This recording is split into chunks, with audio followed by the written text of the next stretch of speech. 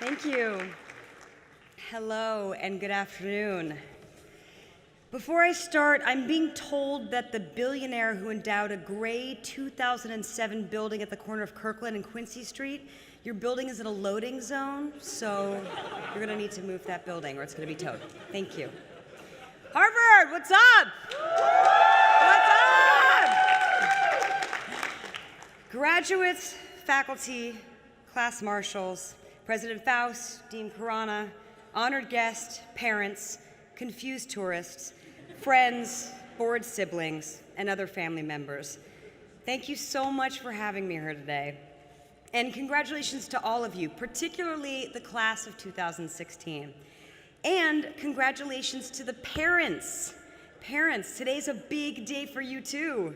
You have significantly lowered your chances of your kids moving back home. It could still happen though, so don't get cocky, okay? Don't turn that room into a home gym yet.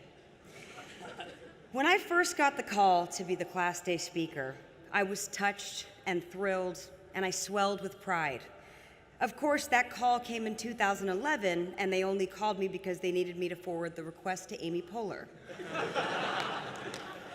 But this year, when I got the call, I had the same reaction I had when I was accepted to Harvard. Wow, a bunch of people said no, and they had to go to the waiting list. That's true, I was on the waiting list. Nonetheless, this is a dream come true, so thank you for allowing me to be here today. I graduated from this esteemed establishment in 1997. 19 years ago, I was right where you are. I was poised to receive the highest collegiate honor in the world. So naturally, I slept through my alarm and was woken up by my boyfriend's roommate. Panicked and hungover, I checked my pager. That was cutting edge back then, by the way. And as I bolted to the yard, I threw on my cap and gown like I was in a John Hughes movie and made it just in time for commencement. I wish I could say a lot has changed since then. Fortunately, the exact same montage played out this morning, minus the cap and gown, plus a newly chronic knee problem, which slowed me down. And obviously, I have a much nicer pager now. Just standing here in Harvard Yard, I can easily transport myself back in time. I made so many wonderful memories here on this campus that will last a lifetime. Taking a quick power nap backstage at Sanders before an Opportunes jam, catching some truly impressive Z's in Lamont Library, falling asleep being anywhere near the Science Center. And then some non-sleep related memories, like pre-gaming for a 90s dance at Elliott House, which at the time we just called a dance.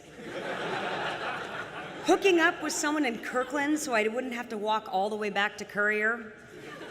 Hooking up with someone in Dunster A entry so I wouldn't have to walk all the way back to Dunster C entry. In short, I really took advantage of the best Harvard had to offer.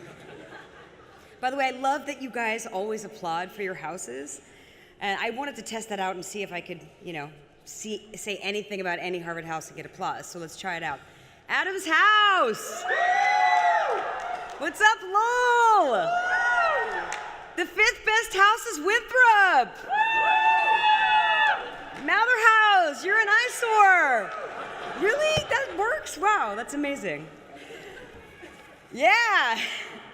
And students, I know that you may be sad to be leaving college, and you should be, but if you're lucky, your memories will follow you forever. Even though they live all over the world, many of my closest friends are still the ones I made right here in the yard. And I've been lucky enough to work with several of them. For example, Michael Schur, class of 97, who was a writer on The Office, creator of Brooklyn Nine-Nine, and most important to me, creator of Parks and Recreation.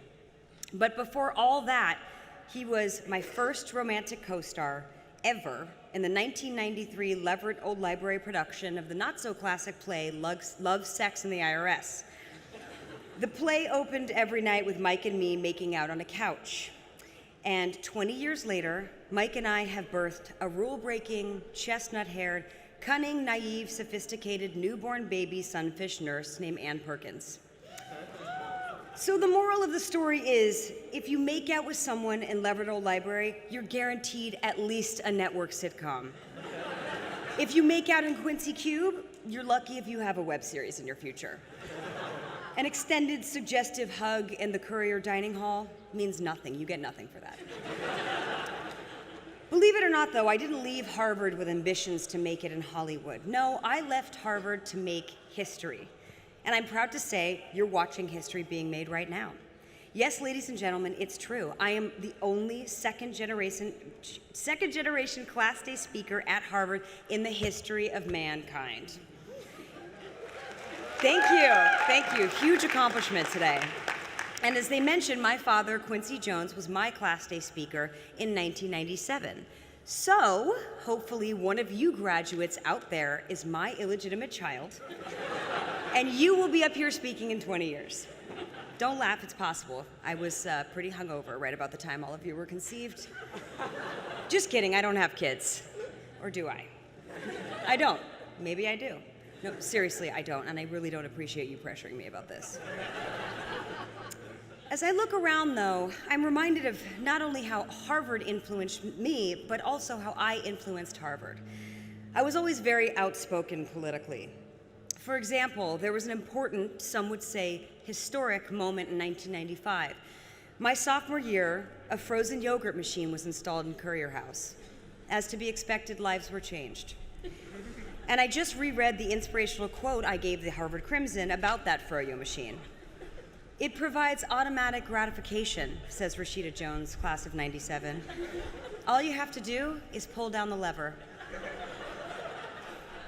And that, my young friends, is what I'm here to tell you today. All you need to do in life, whoa. Everything okay?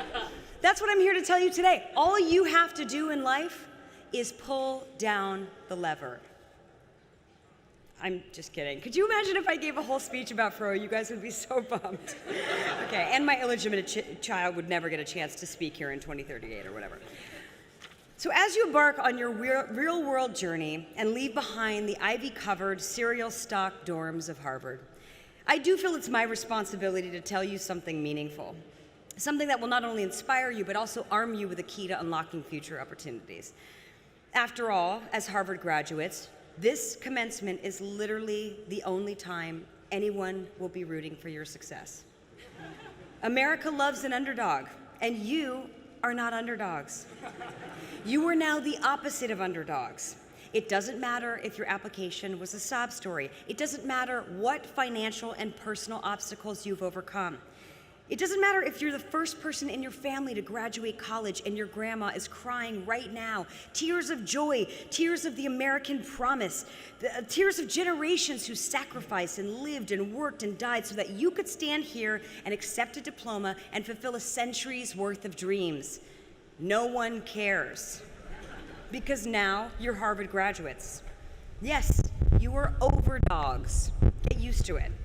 Anytime someone asks you where you went to school and you answer Harvard, they're going to say, "Oh, Harvard, okay, I get it, you're smart, stop bragging." Everyone's just going to assume that you went to college with Malia Obama, even though you just missed her. So by the way, start practicing your lies right now about how you were her classmate. "Oh, Malia, yeah, we were really close. We took Ec 10 together, which is a very intimate class. And I remember saying to Malia, I bet you learned a thing or two about economics at the White House." We had a good laugh, Malia and I. She's great.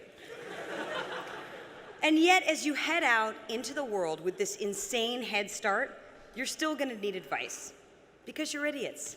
I'm sorry, it's true. I didn't know it either at 21, but it's true. If it weren't true, why wouldn't you have chosen to go to Stanford, where the weather is sick, and it's right next door to Silicon Valley? And you could have just used your student population as beta testers for some awesome new app and then sold it right there. It's just a car right away. Not only did you not pick the right school, you actually chose to graduate from it. No one successful graduates from Harvard.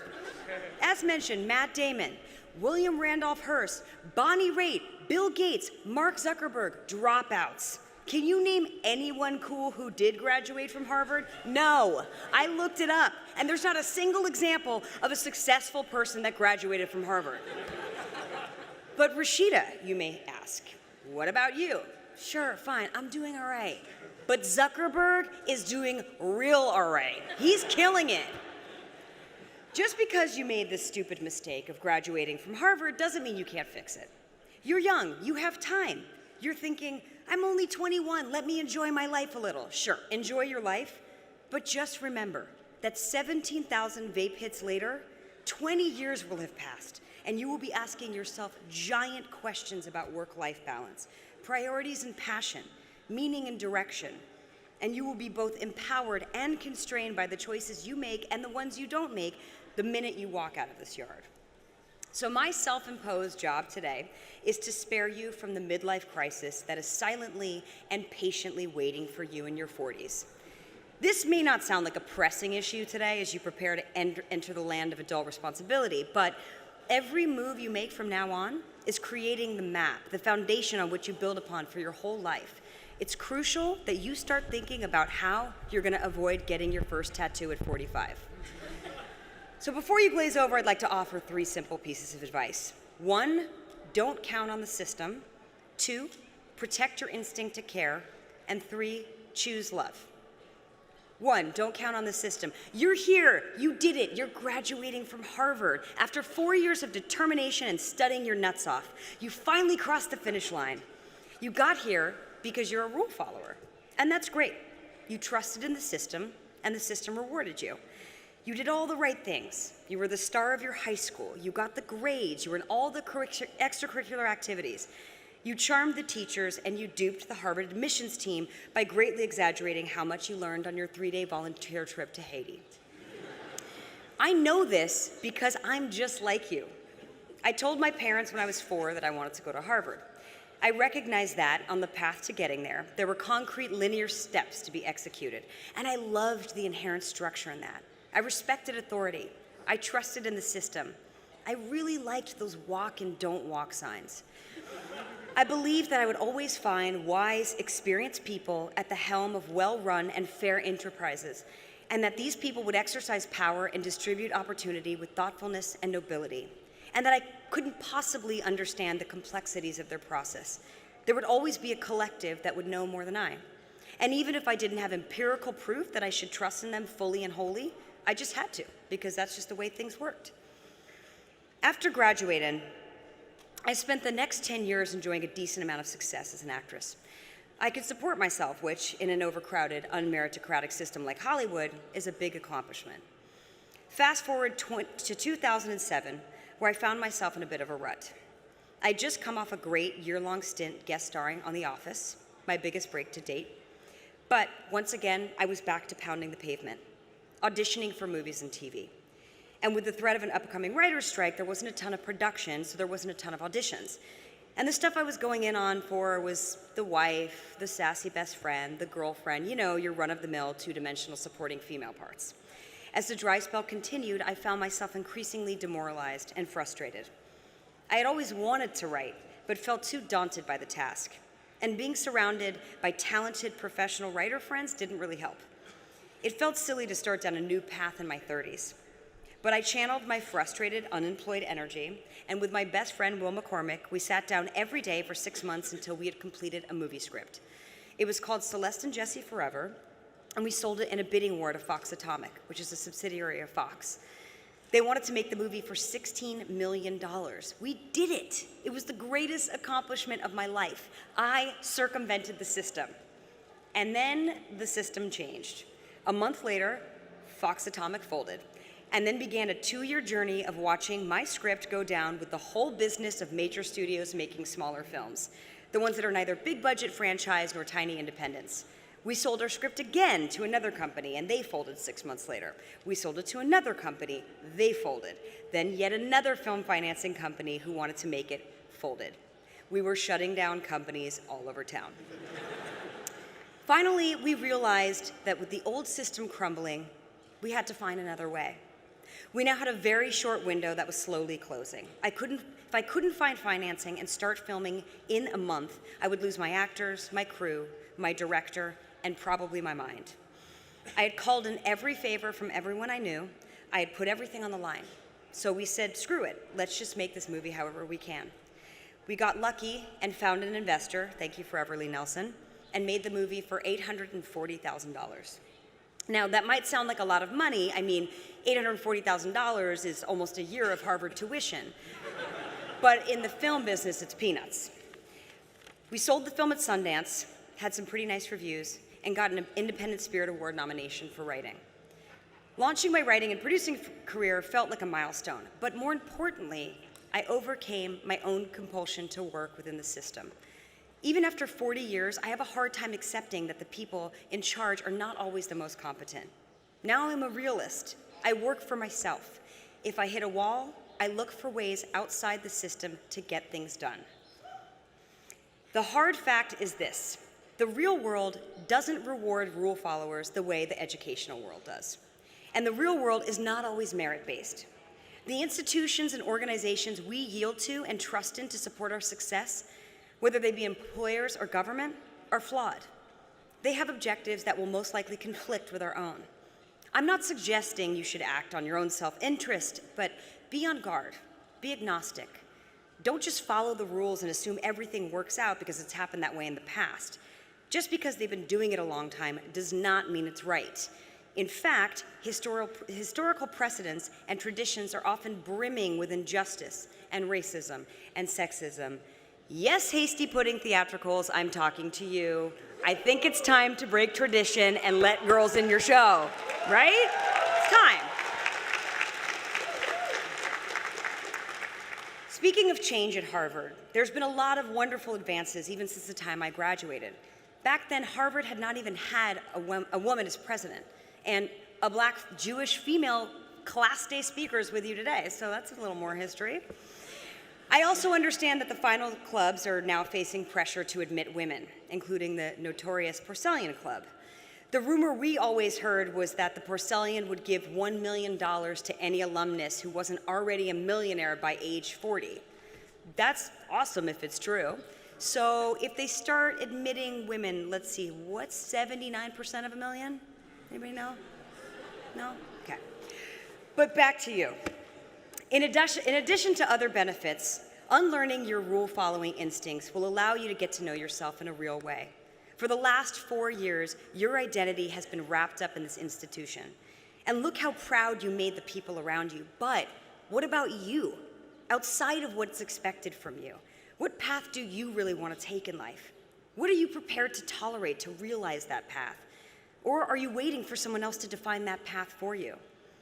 As a fellow rule follower, I can also tell you that it's very painful when the things you believe in start to show their cracks and their imperfections.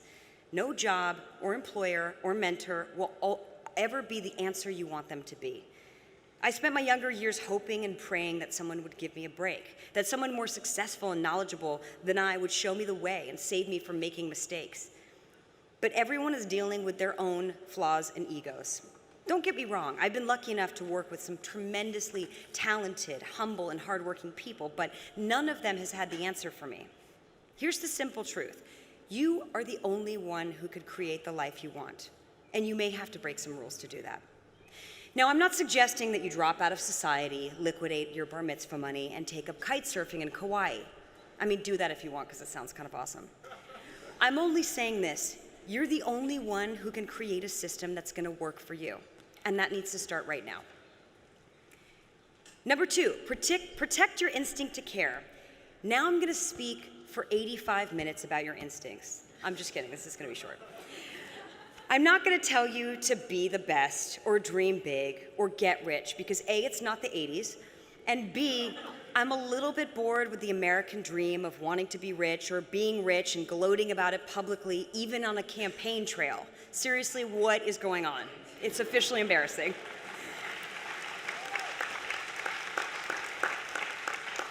So I'm here to challenge you with a different kind of responsibility.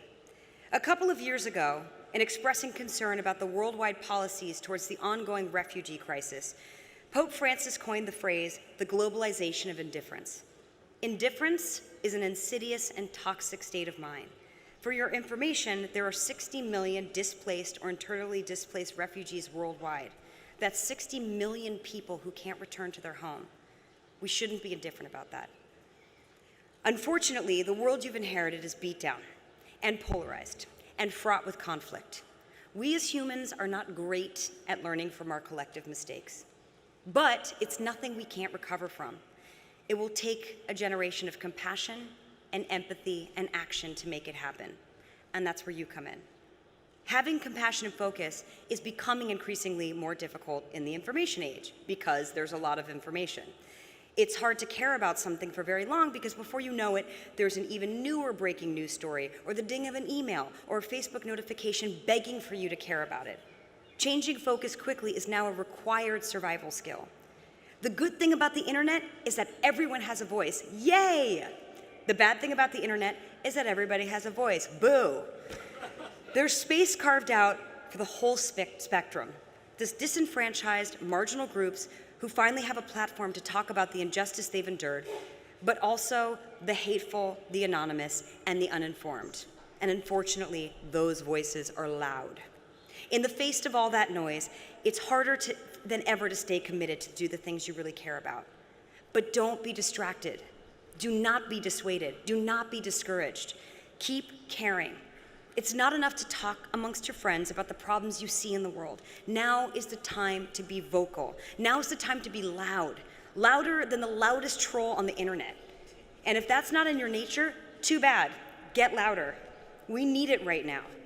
As a college-educated, worldly young person, you are obligated to be loud, to rise above the fear-mongering and bigotry and misinformation, to make yourself heard through all the noise. And you can be heard. It's possible. The way to really be heard is to do even more than you say. People tend to find it a little annoying for celebrities to be vocal about politics. And I get it. I know. I'm an actress. I'm not a world leader. And the line of reasoning is these bright, shiny objects get more airtime, not because they're more informed or they're any smarter, but just because they played some badass hero in a movie and they think they know everything. I've often been told by trolls to stick to acting or to shut up because I'm a stupid celebrity. But you know what? I don't care. I don't care. There's too much to fight for. The equality and respect that people before us have fought for and the laws put in place to protect these things are at risk of slipping away. Young, unarmed black men are being killed in record numbers. States are passing laws that are systematically stripping away women's reproductive rights. A presidential candidate is encouraging his supporters to be violent and racist and wants to ensure that there are no gun-free zones in this country. While we're distracted with pretty Instagram shots of coffee and celebrity breakups, our freedoms are at risk of slipping away. And to me, this issue is more important than smiling pretty and talking about how much fun I had on a movie set. I am aware this could make me unlikable. I'm aware that being political could open me up to criticism. And look, every one of us wants to be liked. It sucks to have people say awful things about you. I mean, no human is immune to that except maybe Donald Trump. I'm not sure he's human, so we'll see. All this to say, care about what matters to you. And don't let complacency or feeling overwhelmed or the haters distract you from this. It's too important. As my dear friend, who I've never met before, DJ Khaled says, they don't want you to win, so you have to win by caring. That's what he means when he says win. He wants you to care. I want you to care, whatever, you know what I mean. Protect your instinct to care. Choose love. My dad has given me some remarkable advice over the years. Actually, just a couple hours ago, he said something profound. He said, honey, in your speech today, make sure you mention my remarkable advice. He has told me you can't get an A if you're afraid of getting an F. He has told me to approach work with humility and grace because I'm really just a conduit for a higher power. He has told me to live every day like it's your last, and one day you'll be right. A piece of advice that becomes scarily more meaningful to me as the older I get. But maybe the best advice he's ever given me is to live in love and not fear. It sounded like a parental platitude when I first heard it. But then I started to apply that paradigm to every decision I made. All of a sudden, I was asking myself where my decision-making was coming from. Was I scared to disappoint people? Was I scared to fail? Was I scared I wasn't up to the task? Or was I excited and nervous about the unknown? Did I picture myself possibly pushing past what I thought my limitations were? We have to consciously choose love because it's scary. Choosing love is not always the easiest answer, and it doesn't always put you on the clearest path. Choosing love is inexorably tied to taking risk. And what this actually means to you, I can't ever know because it's different for everyone. What you love is so personal. What inspires you, what makes you tick. So I can only say, when big decisions pop up, get quiet, real quiet, and listen. Turn off your phone, turn off your computer, and listen to your true heart. Hear the thing that makes you feel sick with excitement and scares you because you know you'll learn, and do that thing. So just to review, because I think maybe some of you are hungover or maybe have been asleep for a little bit, here's what's going to stave off your midlife crisis. 1, don't count on the system, count on yourself. 2, protect your instincts and do it loudly. 3, choose love, even if it's scary sometimes. There's still plenty of reason to be optimistic about your future. The world you're inheriting has less violence, longer life expectancy, more available education, more ways to stay in touch with the people you love, more good television shows, and more flavors of gum than ever before in the history of the world. But there's still so much work to be done by you, and it's totally possible, but it's not enough to talk about it. Question everything, yes, absolutely, but then figure out how to change it. You must act, stay curious, stay empathetic, stay fearless, become a loud and fervent participant in your world. To the members of the graduating class of 2016 and the dropouts who were too successful to be here with us today, I guess what I'm really getting at goes back to this. Pull down that lever. Get your froyo, graduates. Thank you very much.